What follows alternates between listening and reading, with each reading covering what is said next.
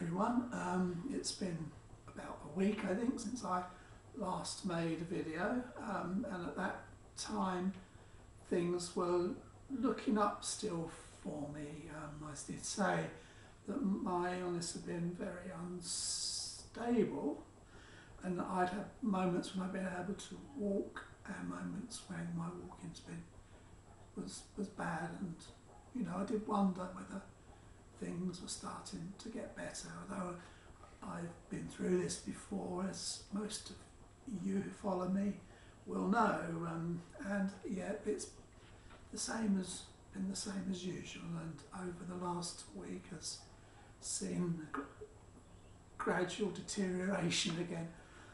such joy as it is. I think that it's extremely difficult not to get your hopes up when things seem to be going well, because you know that if they don't continue, you come down with a crash.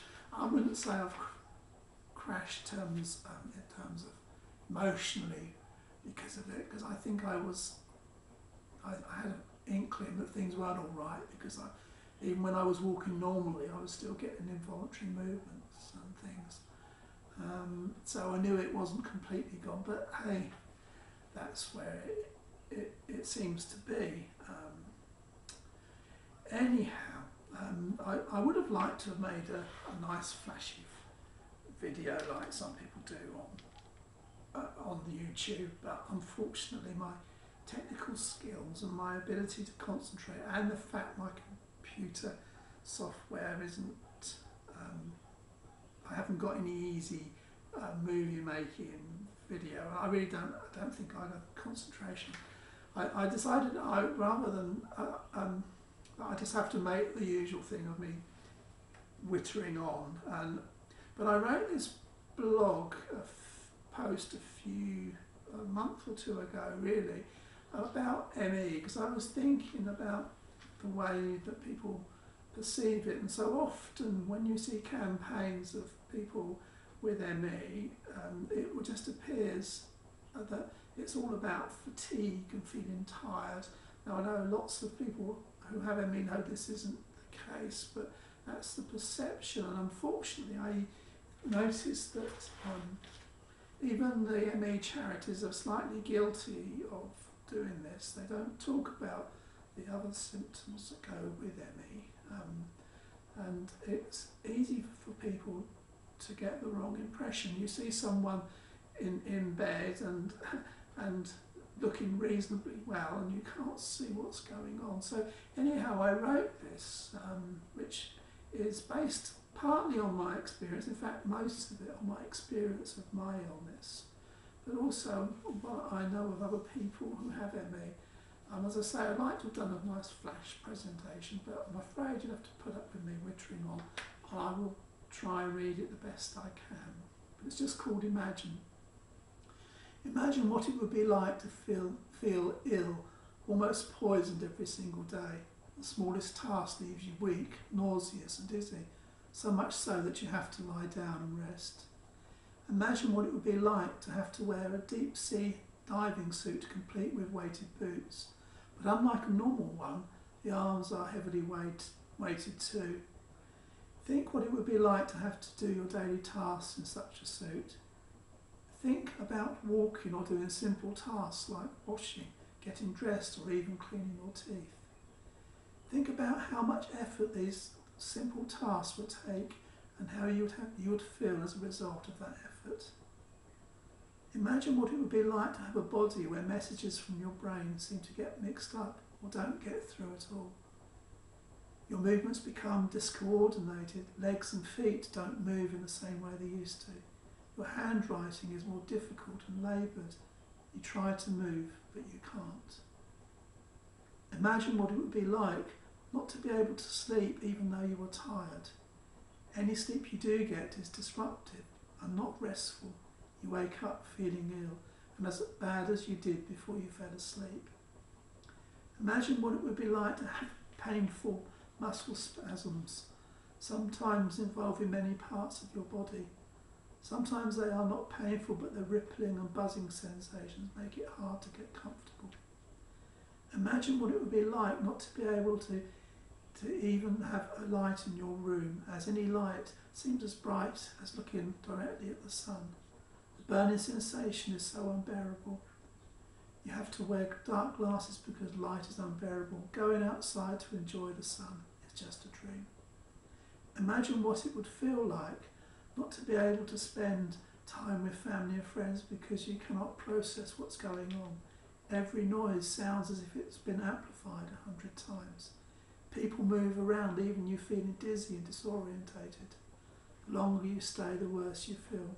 You love to be with them, but the experience leaves you feeling ill. Imagine what it would be like to have lots of time, but unable to even read a book.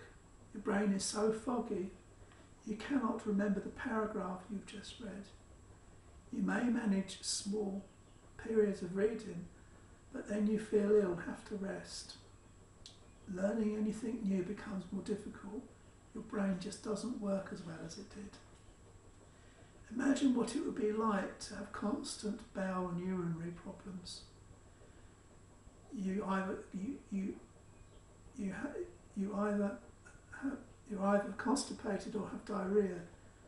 You need to make frequent visits to the bathroom throughout the day. Even if you are unable to go out, you have to plan in case you get caught short. Imagine what it would be like to have to struggle to speak. Your words come out stuttering, disjointed and sometimes slurred. Your voice falls to little more than a whisper. You go to say something but you cannot find the words.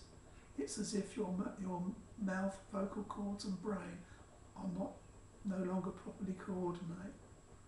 If you speak too long, you feel ill.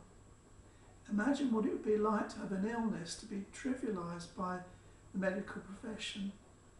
Many think that you're making it up or have psychiatric problems.